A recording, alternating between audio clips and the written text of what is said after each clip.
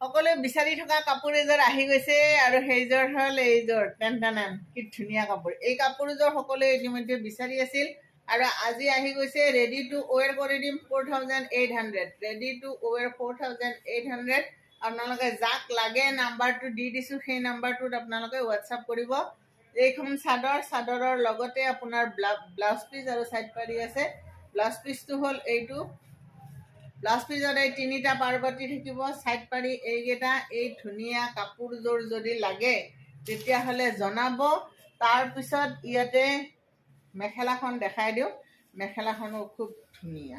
চাওক, এই কাপোৰযোৰ কিন্তু ইতিমধ্যে বহুত বিক্ৰী কৰিলোঁ আৰু আজি এইযোৰ শালৰ পৰা ওলাই আহিছে। গতিকে শালৰ পৰা কাটিয়ে লৈ আহিছোঁ। যাক লাগিব সোনকালে জনাব। এইযোৰ বহুত ধুনীয়া হয়, পিন্ধিলে বহুত ভাল লাগে।